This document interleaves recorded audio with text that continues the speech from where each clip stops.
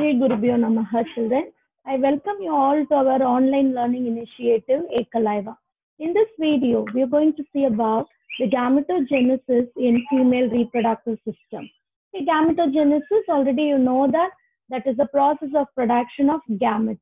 Okay, in case of female, okay, the gamete is nothing but ovum. Okay, so in this process, there is going to be a production of a structure called ooted. Okay, as this ooted is produced in this process, okay, we named this process as, not we, okay, this process is named as oogenesis.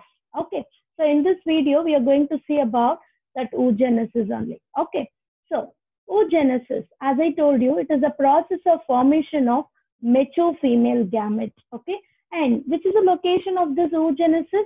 You all know that this process is taking place in the ovaries of, okay, it started in the ovaries of fetus before birth. Fetus is nothing but unborn baby present in mother's womb, uterus. Okay, so we will call that as a fetus. So this development, okay, the development of gamete, it started in this fetus when it is in its embryonic stage.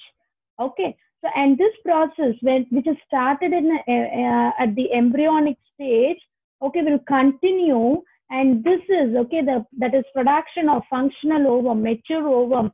It completed only at the time of entry of sperm into this secondary oocyte. Okay, so that much long process, this one. Okay, so we'll see what is the thing, okay, what are the sequences, phases, okay, which are present in this process. Actually, this process taking place in 3 phases.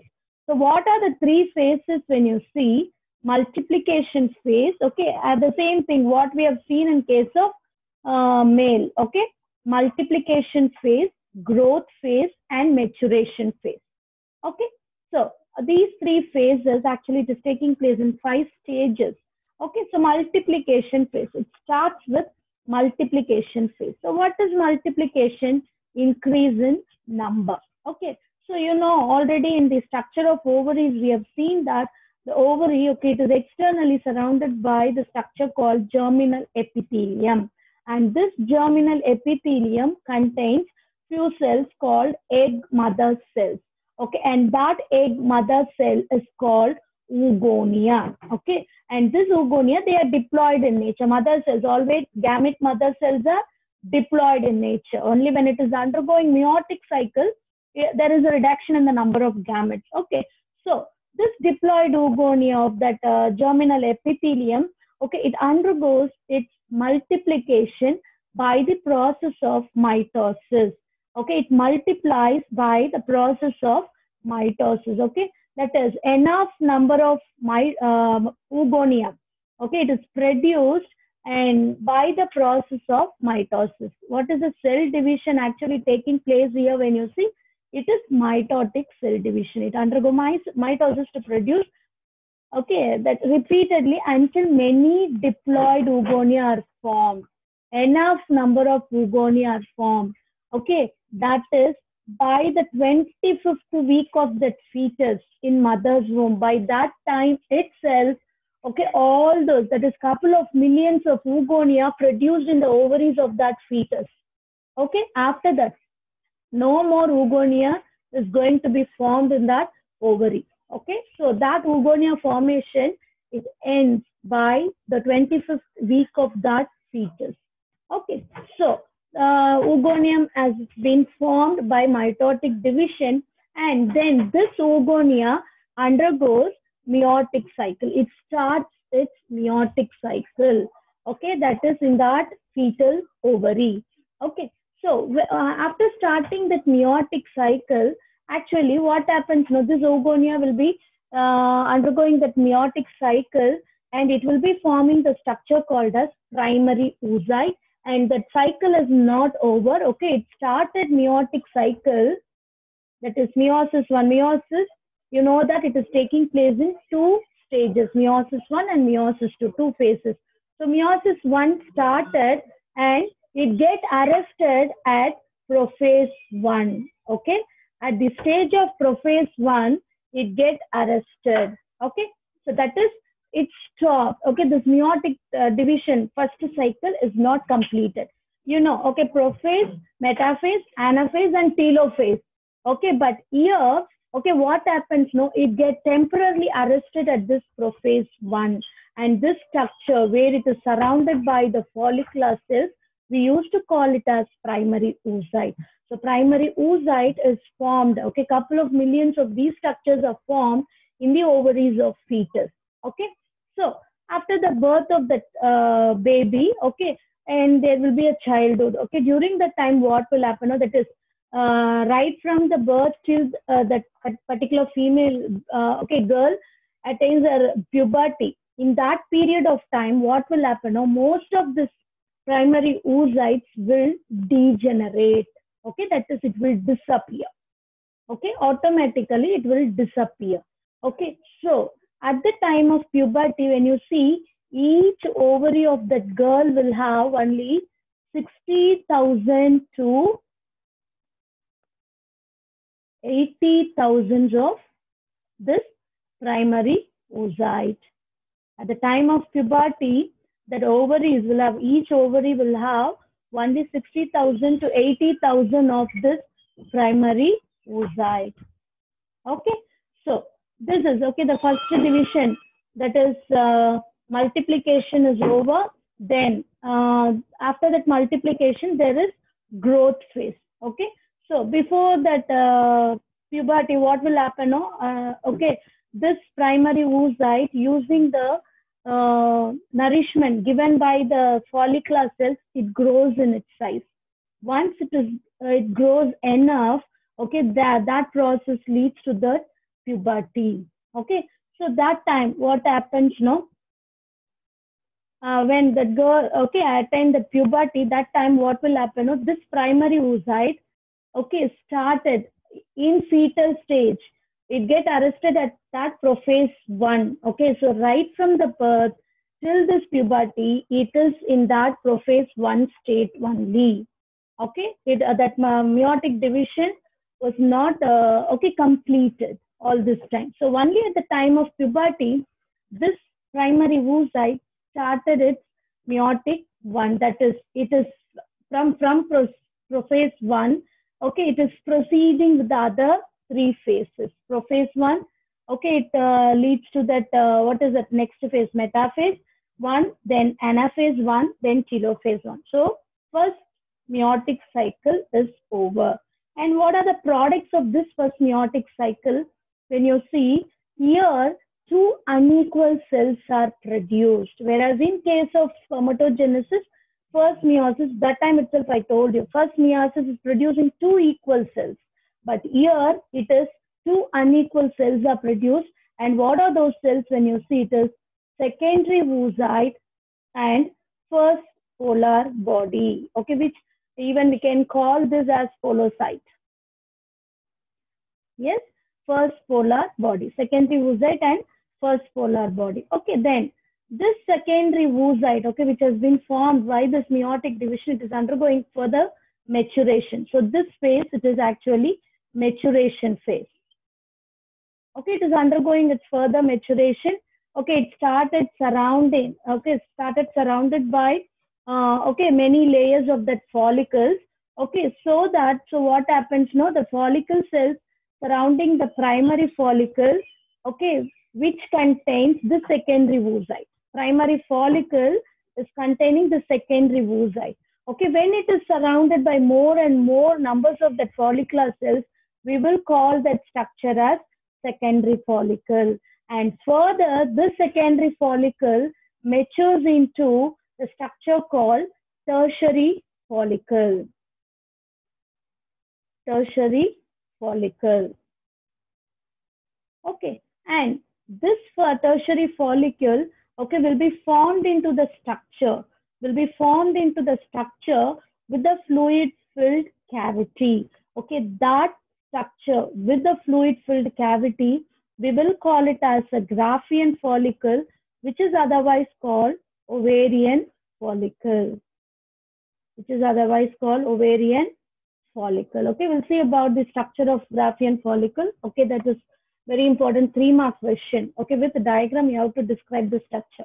So, okay, once again, we'll see oogonium. Oogonium formed into primary oocyte. The primary oocyte will start its first meiotic division and get arrested at prophase 1. Then, okay, it is surrounded by the follicular cells at that time itself. Okay, this structure which is surrounded by the follicular cell, okay, we'll call it as a primary follicle. Then, okay, this primary follicle at the time of that puberty, maturation of that particular female, okay, it starts its first meiotic cycle, proceeded with all the 4 phases, which results in that first meiotic cycle results in the secondary oocyte and first polar body. And the secondary oocyte gets surrounded by many layers of the follicular cells, which we are calling it as secondary follicle, maturation. Then this secondary follicle matures into tertiary follicle, and this tertiary follicle will form a mature, completely mature follicle, which we are calling it as a Graafian follicle. Okay, so this Graafian follicle become matures, okay, matures, and this follicle, okay, it is starting that meiosis 2. Okay, here meiosis 2 started. Yes, so meiosis 2 started, and here what happens now? This meiosis, it proceeds prophase 2 and followed by metaphase 2. Followed by metaphase 2. And here it get arrested in this metaphase 2. Here also it is not sequentially, it is this division is not going to take place. It get arrested at metaphase 2. Okay. So at this state only, that secondary oocyte, it is released by the rupture of that ovary wall. Okay, by the rupture of that ovary wall. See here? Yes, these are the primary oocyte. Okay, these structures are called primary oocyte, and this primary oocyte matures into primary follicle. Okay, and there will be a formation of secondary follicle, and which matures into the structure called Graafian follicle or as vesicular follicle, and we used to call it as ovarian follicle. And this ovarian follicles, once it matures enough, okay, here, okay, this secondary oocyte will start this meiosis 2. And here meiosis 1 started. Meiosis 1 started here. Okay, it completed at the time of maturity, and it proceeds with the meiosis 2, and this meiosis 2 get arrested at metaphase 2. And at this state only, okay, the ovary wall, okay, when the girl is attending a puberty, okay, menarche, first occurrence of menstruation, okay, it is taking place because of the rupture of this ovary wall, okay, it is actually releasing, or what is that ovum. And this ovum, when it is not fertilized, that time only the first menstruation occurs, and that one we will call it as a menarche. Okay, so now the secondary oocyte, which is arrested at metaphase 2, it is released.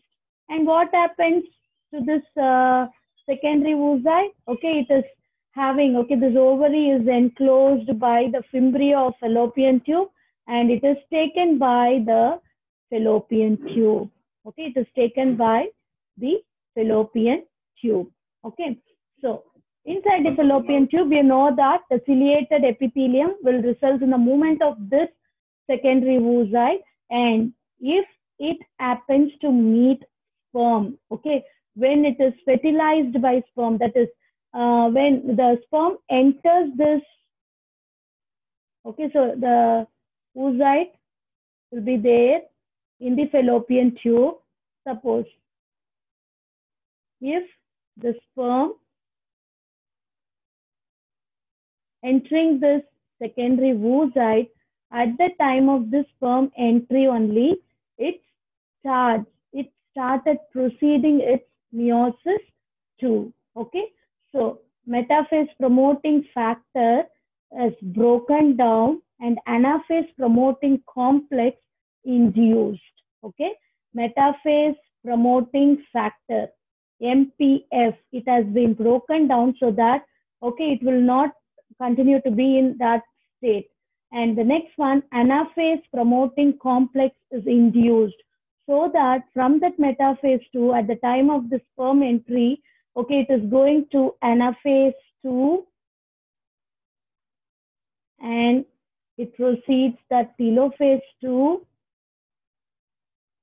and at last there will be production of, okay, this is also an unequal division, and here also there will be a production of structure called ooted along with second polar body. Ooted along with second polar body. Okay, I'll show you that flow chart. So this is actually our flow chart. So, okay, so oogonium undergoing meiosis to produce enough numbers of oogonium that is taking place before birth at fetal state. Okay, then there will be a formation of primary oocyte. Okay, then this primary oocyte undergoes its first meiosis, and first meiosis results in two unequal cells. Okay, that is secondary oocyte and the first polar body.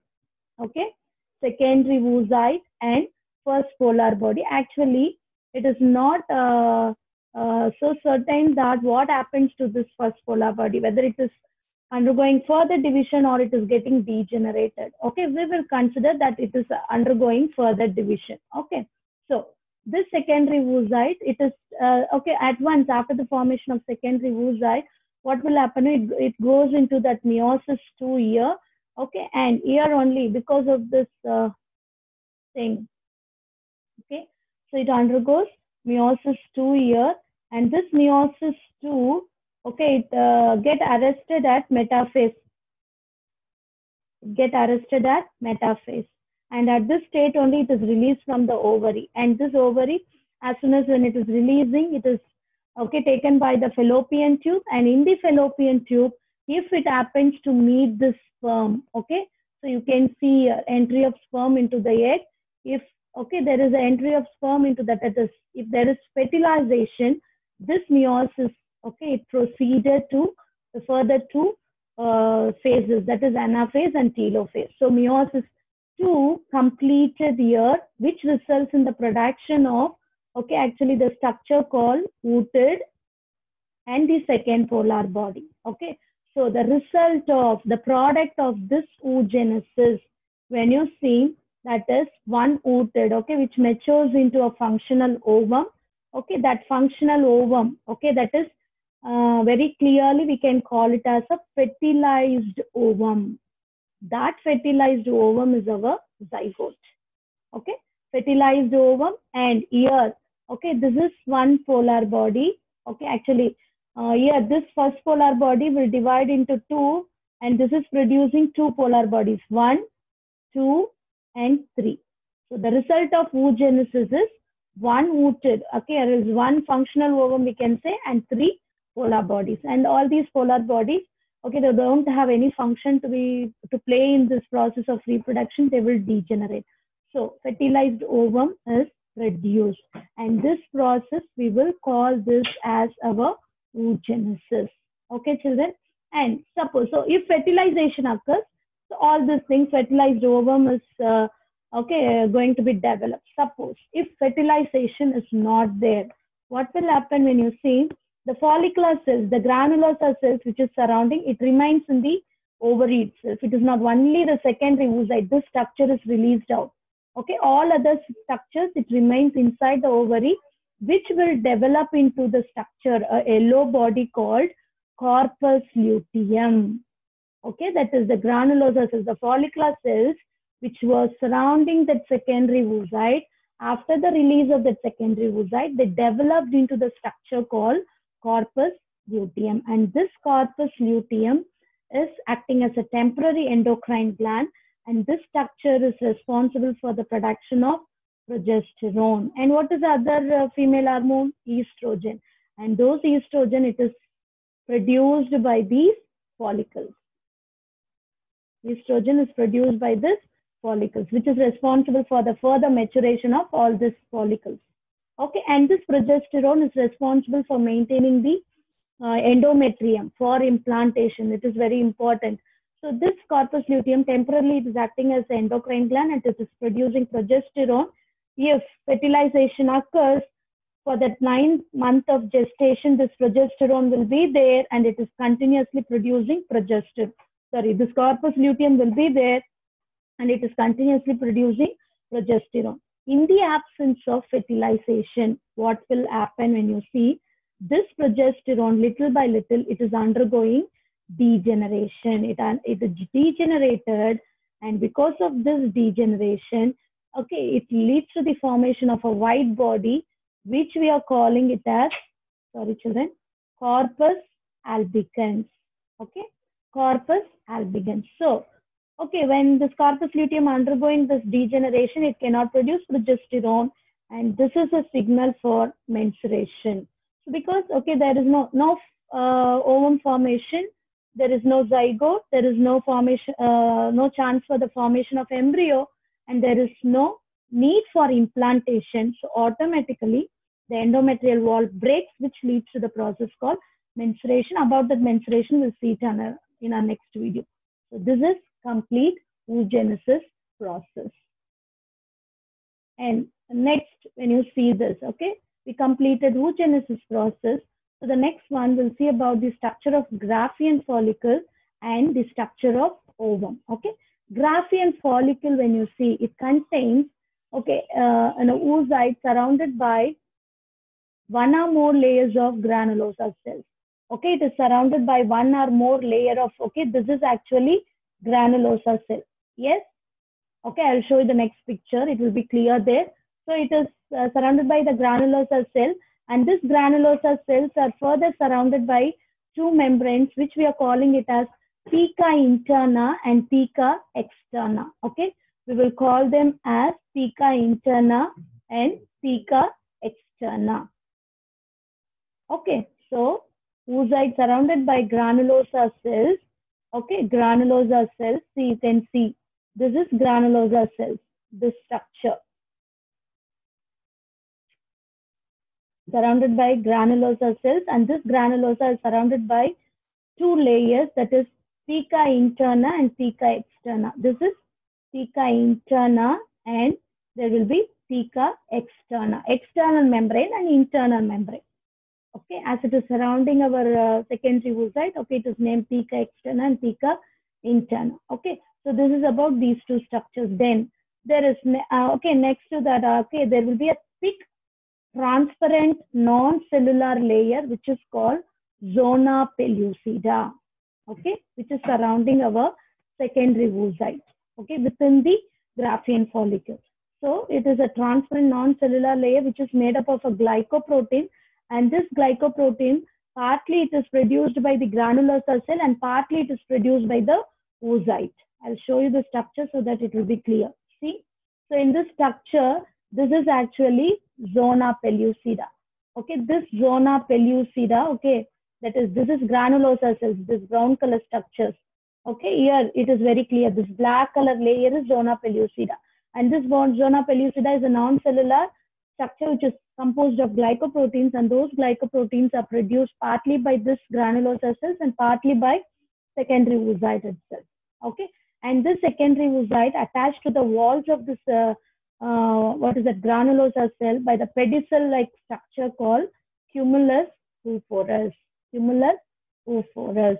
Okay, and it is having, okay, inner to this follicular granulosa, it is having a fluid-filled cavity, which we are calling it as antrum. Fluid-filled cavity, which we are calling it as antrum.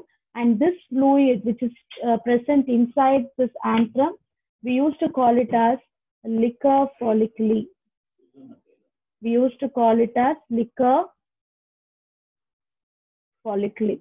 So this is about the structure of our Graafian follicle. If they ask, okay, in exam 3-mark question, they will ask, you have to draw, okay, this diagram, and you have to talk about all these parts. Okay, so this is called structure of Graafian follicle. Okay, so the next one we'll see about the structure of our ovum. Okay, ovum structure.